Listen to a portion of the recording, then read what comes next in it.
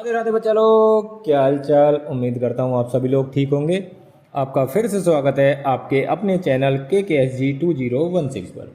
तो आइए आज स्टार्ट करते हैं एक नया चैप्टर जिसमें हम पढ़ेंगे इलेक्ट्रिसिटी के बारे में।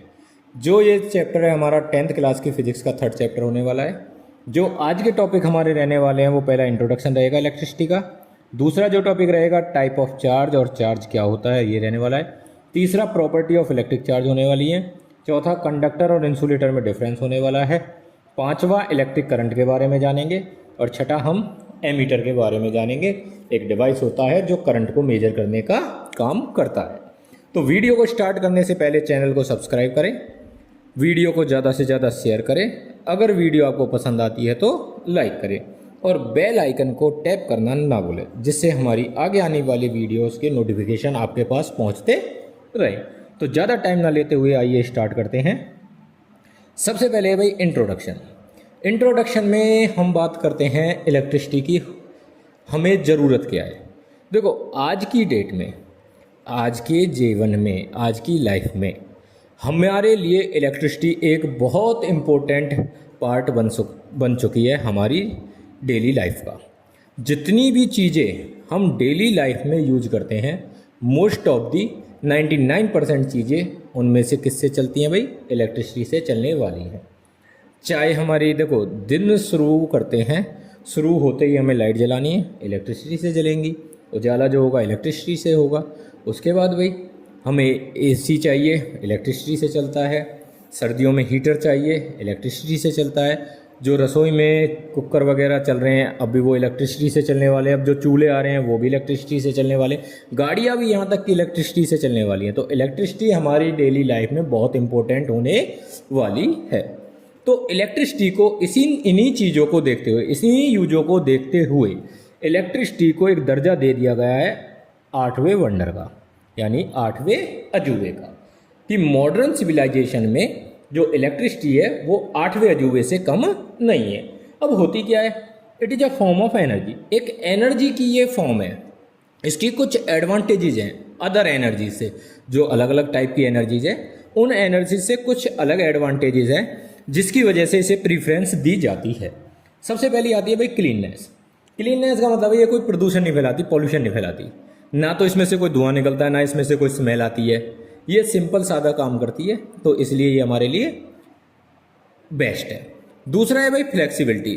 फ्लेक्सिबिलिटी यानी कि वोल्टेज चेंज होने पर ये हमारे लिए चेंज हो जाती है, तो इसलिए फ्लेक्सिबल भी है। तीसरा है एफिशिएंसी। एफिशिएंसी मतलब सटीक काम करती है और अच्छे से काम करती है। नेक्स्ट है इजियर ट्रांसमिशन। इसे हम एक जगह से दूसरी जगह पर आसानी से बहुत शॉर्ट टाइम में सेंड कर सकते हैं और इसे ले जाने का कन्वेंशन का खर्चा भी ज़्यादा नहीं होता। बस वायर डालनी है, वायर के थ्रू इसे हम कहीं भी पहुंचा सकते हैं। उम्मीद करता हूँ क्लियर हो गया होगा। नेक्स्ट है भाई electric charge and it's type. तो सबसे पहले हम जानते हैं चार्ज के बारे में। चार्ज के बारे में जानने से पहले सबसे पहले हम एक पॉइंट को समझते हैं, इलेक्ट्रोस्टैटिक। इलेक्ट्रोस्टैटिक होती क्या? दो वर्ड से मिलकर बना है, इलेक्ट्रो और स्टैटिक। इलेक्ट्रो का मतलब होता है चार्ज, स्टैटिक का मतलब होता है रेस्ट। जब हमारा चार्ज रेस्ट में होता है उस टाइम जब हम स्टडी करते हैं, वो एक फिजिक्स की ब्रांच है। उस फिजिक्स की ब्रांच को ही हम क्या कहते हैं? इलेक्ट्रोस्टैटिक कहते हैं। The branch of physics in which we deals with the study of charge at rest. और ठीक है भाई, इतना क्लियर हो गया होगा। जब चार्ज रेस्ट में होता है तो इलेक्ट्रोस्टैटिक फोर्स के बारे में हम पढ़ते हैं। अब चार्ज होता क्या है? The intrinsic property of any material due to which it shows the effect of electrostatic force. It may be attractive or repulsive. तो किसी भी मटेरियल की अंदरूनी प्रॉपर्टी होती है। कैसी प्रॉपर्टी होती है भाई? अंदरूनी प्रॉपर्टी होती है जिसकी वजह से वो इफेक्ट शो करता है किस फॉर्म में? इलेक्ट्रोस्टैटिक फोर्स की फॉर्म में। और जो वो फोर्स है वो कैसा हो सकता है? अट्रैक्टिव भी हो सकता है और रिपल्सिव भी हो सकता है। इसे हम डिनोट करते हैं क्यू से। किसे भाई? इलेक्ट्रिक चार्ज को कैपिटल क्यू से भी डिनोट कर सकते हैं और स्मॉल क्यू से भी डिनोट कर सकते हैं। यूनिट होने वाली है कूलम, जिसे हम डिनोट करते हैं सी से। अब इसके भाई दो टाइप होते हैं। अच्छा, यूनिट के बारे में एक चीज़ और बता दूं, इसकी कुछ पॉइंट है, नोट करके लिख लेना, मैंने डाला नहीं है इसमें, तो नोट करके लिखना। जो इसकी लार्जेस्ट यूनिट होती है वो लार्जेस्ट यूनिट होती है फराडे। जो चार्ज की लार्जेस्ट यूनिट होती है वो क्या होती है, फराडे होती है। और जो स्मॉलेस्ट यूनिट चार्ज की होती है वो होती है भाई फ्रैंकलिन। तो ये चीज़ याद रखना, एक फराडे में 96,500 कूलम होते हैं। एक फराडे में कितने, 96,500 कूलम, 96,500 कूलम होते हैं। ये चीज़ याद रखना भाई। अब आते हैं भाई टाइप ऑफ चार्ज। तो there are two types of charge. तो यहाँ दो प्रकार के चार्ज के बारे में पढ़ेंगे, पॉजिटिव चार्ज और नेगेटिव चार्ज। ठीक है, इनकी डेफिनेशन पढ़ने से पहले हम एक चीज़ सीख लेते हैं भाई। हमें पता है एक एटम के पास 3 पार्टिकल होते हैं। कौन कौन से भाई, इलेक्ट्रॉन, प्रोटॉन और न्यूट्रॉन। सॉरी, इलेक्ट्रॉन, प्रोटॉन और न्यूट्रॉन। देखो, इलेक्ट्रॉन पे जो चार्ज होता है वो होता है नेगेटिव, प्रोटॉन पे जो चार्ज होता है वो होता है पॉजिटिव, और न्यूट्रॉन पे जो चार्ज होता है वो होता है न्यूट्रल, यानी कि जीरो। अब जो हमेशा मूव करता है एक बॉडी से दूसरी बॉडी में, वो कौन मूव करेगा भाई, इलेक्ट्रॉन मूव करेगा, इलेक्ट्रॉन ट्रांसफर होगा। तो इलेक्ट्रॉन ट्रांसफर हो रहा है तो यानी कि नेगेटिव चार्ज ट्रांसफर हो रहा है। तो नेगेटिव चार्ज ट्रांसफर हो रहा है तो जिस बॉडी के पास चार्ज जा रहा है नेगेटिव, तो वो बॉडी कैसी हो जाएगी, नेगेटिव हो जाएगी। और जिससे जा रहा है वो कैसी हो जाएगी, पॉजिटिव हो जाएगी। तो यहाँ से एक पॉइंट समझ में आया कि जिस बॉडी पर इलेक्ट्रॉन जाएगा, यानी कि जो बॉडी इलेक्ट्रॉन एक्सेप्ट करेगी, उस पर कैसा चार्ज आएगा भाई, नेगेटिव चार्ज आएगा। और जो बॉडी इलेक्ट्रॉन को डोनेट करने वाली है उस पर कैसा चार्ज होगा, उस पर पॉजिटिव चार्ज होगा। तो यहाँ से हमारी डेफिनेशन तैयार हो गई। The charge acquired by the body by donating the electron is called positive charge. उसे पॉजिटिव चार्ज कहते हैं। जो बॉडी इलेक्ट्रॉन डोनेट करेगी उसे पॉजिटिव चार्ज, और जो बॉडी इलेक्ट्रॉन एक्सेप्ट करेगी उसे हम बोल लेंगे नेगेटिव चार्ज। ठीक है, देखो यहाँ हमारा डायग्राम से समझाया होगा। और देखेंगे, न्यूट्रल एटम था। न्यूट्रल एटम ने अगर इलेक्ट्रॉन को लॉस किया, इलेक्ट्रॉन को लॉस किया तो कैसा चार्ज आएगा, पॉजिटिव, वो कैटायन बन जाएगा। अगर उसने इलेक्ट्रॉन को गेन किया, यानी कि इलेक्ट्रॉन उसके पास गया, तो इलेक्ट्रॉन को जाने के बाद उस पर कैसा चार्ज आएगा, नेगेटिव चार्ज आएगा, और वो कैसा बन जाएगा, एनायन बन जाएगा। उम्मीद करता हूँ पॉइंट क्लियर हो गया होगा। इसमें कोई समस्या हो तो आप कमेंट कर देना, आपकी समस्या का समाधान कर दिया जाएगा। अब भाई इसकी प्रॉपर्टीज़ की बात आती है। प्रॉपर्टीज में क्या है भाई, अनलाइक चार्जेज। अनलाइक चार्जेज मतलब है एक पॉजिटिव चार्ज, एक नेगेटिव चार्ज। जब एक पॉजिटिव और एक नेगेटिव चार्ज रहेगा तो वो एक दूसरे को अट्रैक्ट करेंगे। मैंने क्या बोला भाई, जब एक अपोजिट चार्ज भी बोल सकते हो, अनलाइक की जगह आप अपोजिट चार्ज भी बोल सकते हो, कि अपोजिट चार्ज एक दूसरे को अट्रैक्ट करेंगे और लाइक चार्जेज एक दूसरे को रिपेल करेंगे। नेगेटिव नेगेटिव को रिपेल करेगा, पॉजिटिव पॉजिटिव को रिपेल करेगा। ठीक है भाई, यानी कि अनलाइक चार्ज एक दूसरे को अट्रैक्ट करने वाले हैं, और नेगेटिव चार्ज यानी अपोजिट चार्ज, उल्टा बोल दिया, दोबारा बोलते हैं, अनलाइक चार्ज अट्रैक्ट करेंगे और लाइक चार्ज रिपेल करेंगे। ठीक है भाई, अब आते हैं नेक्स्ट पर, इलेक्ट्रिक चार्ज इज कंजर्वेशन का मतलब क्या होता है कि चार्ज को ना तो हम क्रिएट कर सकते हैं, ना हम डिस्ट्रॉय कर सकते हैं, ना तो हम इसे बना सकते हैं, ना हम इसे ख़त्म कर सकते हैं। हाँ, एक बॉडी से दूसरी बॉडी पर ट्रांसफ़र कर सकते हैं। जैसा अभी हमने देखा कि इलेक्ट्रॉन को भेजते थे तो इलेक्ट्रॉन गया तो नेगेटिव चार्ज, इलेक्ट्रॉन गया तो पॉजिटिव चार्ज, और इलेक्ट्रॉन आया तो नेगेटिव चार्ज। तो चार्ज को, इलेक्ट्रॉन को ट्रांसफ़र कर सकते हैं, तो इसलिए हम कह सकते हैं चार्ज को ना तो हम क्रिएट कर सकते हैं, ना डिस्ट्रॉय कर सकते हैं। हाँ, एक बॉडी से दूसरी बॉडी में ट्रांसफ़र कर जरूर सकते हैं। थर्ड पॉइंट क्या कहता है भाई, electric charge is additive.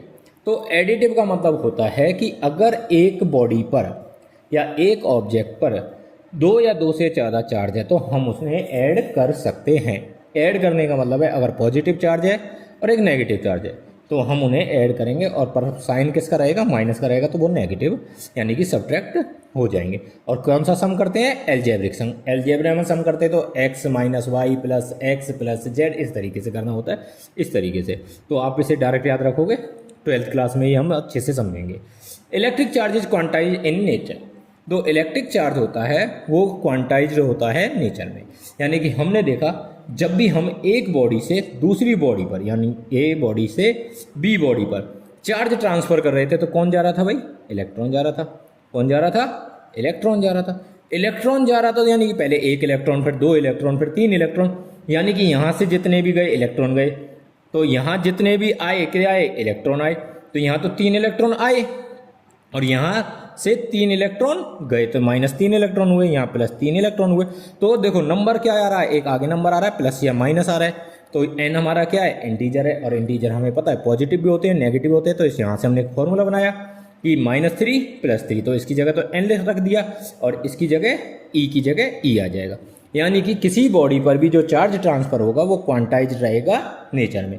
Integral multiple होगा किसका, एलिमेंट्री चार्ज का, और एलिमेंट्री चार्ज की वही वैल्यू होने वाली है 1.6 × 10⁻⁻19 कूलम। उम्मीद करता हूँ क्लियर हो गया होगा। अगर समझ में ना आए तो कमेंट कर देना। तो वीडियो को लाइक करें, शेयर करें, सब्सक्राइब करें चैनल को ज़्यादा से ज़्यादा। तो चलते हैं आगे की तरफ। हाँ तो जी यहाँ आते हैं भाई, अब आ गए कंडक्टर और इंसुलेटर पर। देखो ये तुमने वैसे पढ़े हुए होंगे। तो कंडक्टर्स क्या होते हैं, जिनमें से चार्ज इजीली पास हो जाए उन्हें क्या बोलते हैं, कंडक्टर। जैसे कि हमारे जितने भी मेटल हैं, एक सेकंड इसे थोड़ा सा बड़ा करते हैं। जैसे कि हमारे मेटल है, मेटल में हमारे कौन कौन हो गए भाई, एल्यूमिनियम हो गया, कॉपर हो गया, ग्रेफाइट हो गया, स्टील हो गया।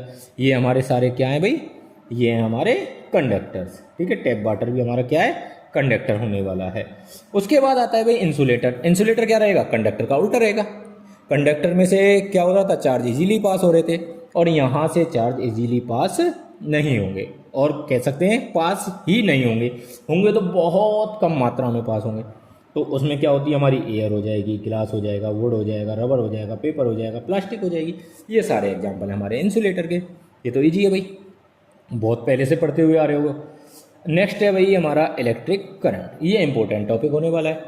अब देखो हमने चार्ज को बताया था कि इलेक्ट्रोस्टैटिक में पढ़ते हैं, पर जो अब हम पढ़ने वाले हैं इलेक्ट्रिक करंट को, वो हमारा रहने वाला है, यहाँ चार्ज रेस्ट में नहीं रहेगा, यहाँ चार्ज रहेगा मोशन में। तो इसे पढ़ते हैं हम एक फिजिक्स की न्यू ब्रांच में, जिसे बोलते हैं करंट इलेक्ट्रिसिटी। क्या बोलते हैं भाई, करंट इलेक्ट्रिसिटी। अब इलेक्ट्रिक करंट को डिफाइन करते हैं। इलेक्ट्रिक करंट होता क्या है, electric current is defined as the rate of flow of electric charge. तो चार्ज जिस रेट से फ्लो हो रहा है यानी बह रहा है, उसे ही हम क्या कहते हैं, इलेक्ट्रिक करंट कहते हैं। Electric current is the quantity of charge flowing per unit time. ये इसकी एक तरीके से दूसरे से एक्सप्लेन किया गया है कि इलेक्ट्रिक करंट एक क्वांटिटी होती है किसकी, चार्ज फ्लो होता है गिवन टाइम में। इसे डिनोट कैसे करते हैं भाई, आई से करते हैं। आई का फॉर्मूला क्या बनेगा, I is equal to Q/T बनने वाला है। समझ में आ गया होगा। देखो एसआई यूनिट ऑफ करंट क्या है, एम्पेयर है, डिनोट करते हैं कैपिटल ए से। अब जब हमने उसकी यूनिट बता दी एम्पेयर, तो 1 एम्पेयर को डिफाइन कर देते हैं। अब 1 एम्पेयर कैसे आएगा भाई, मेरे को 1 एम्पेयर बनाना है करंट, तो क्या करना पड़ेगा, चार्ज को 1 कूलम करना पड़ेगा, टाइम को 1 सेकेंड करना पड़ेगा। अब यहाँ से डेफिनेशन क्या होगा, नहीं, current flowing through a conductor is said to be 1 ampere. किसी भी कंडक्टर में करंट फ्लो हो रहा है उसे हम क्या बोलते हैं, 1 एम्पेयर। कब, when 1 coulomb of charge flowing through in it in 1 second. जब इसमें 1 कूलम चार्ज फ्लो होगा कितनी देर में, 1 सेकेंड में। तो हम क्या कह सकते हैं, जो हमारा करंट फ्लो हुआ था वो कितना हुआ था, 1 एम्पेयर। उम्मीद करता हूँ क्लियर हो गया होगा। देखो एक बैटरी से यहाँ से समझते हैं करंट की जो डायरेक्शन रहने वाली है। देखो इलेक्ट्रॉन की डायरेक्शन हमेशा नेगेटिव टर्मिनल से पॉजिटिव टर्मिनल की तरफ होगी। किसकी डायरेक्शन भाई, इलेक्ट्रॉन की डायरेक्शन। और जो करंट की डायरेक्शन है वो इसके अपोजिट रहने वाली है, पॉजिटिव से नेगेटिव की तरफ। ठीक है, पॉजिटिव टर्मिनल से नेगेटिव टर्मिनल की तरफ होने वाली है। तो चलते हैं भाई आगे। चलो भाई, हाँ जी, वैसे मैंने बोल दिया था। देखो यहाँ हम 2 तरीके के करंट की बात कर सकते हैं, कन्वेंशियल करंट और इलेक्ट्रॉनिक करंट। जो मैंने इलेक्ट्रॉन की डायरेक्शन बताई थी आपको, नेगेटिव से पॉजिटिव टर्मिनल, तो वो करंट एक करंट प्रोड्यूस करता है जिसे बोलते हैं इलेक्ट्रॉनिक करंट।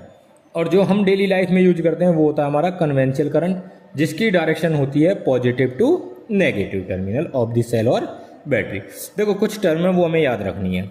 1 मिली एम्पेयर, 1 मिली एम्पेयर में 10⁻³ एम्पेयर होते हैं, और 1 माइक्रो एम्पेयर में 10⁻⁻6 एम्पेयर होते हैं।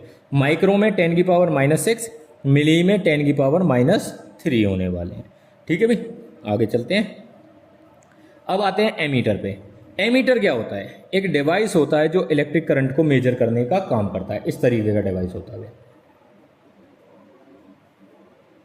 क्या होता है, इस तरीके का डिवाइस होता है जो करंट को मेजर करने का काम करता है और हमेशा सीरीज में कनेक्ट होगा, सर्किट में हमेशा सीरीज में कनेक्ट होगा। और जो रजिस्टेंस रहने वाला है एमीटर का वो बहुत कम होने वाला है। अब वो कम क्यों होता है वो हम सीखेंगे ओम्स लॉ में। ठीक है भाई, एमीटर का करंट क्या होने वाला है, बहुत लो होने वाला है। डिवाइस की फेस मतलब दिखता कैसा है, इस तरीके से दिखता है और हमेशा कहाँ कनेक्ट होता है, सीरीज में कनेक्ट होता है। और सर्किट में हम इसे जो इसका सिंबल होता है वो इस तरीके से बनाते हैं। ठीक है भाई, आगे चलते हैं। ओ भाई साहब, आज के लिए इतना ही करते हैं। तो उम्मीद करता हूँ आपको लेक्चर पसंद आया होगा। तो अगर लेक्चर आपको पसंद आया है तो वीडियो को ज़्यादा से ज़्यादा लाइक करें, शेयर करें और चैनल को सब्सक्राइब करें। धन्यवाद।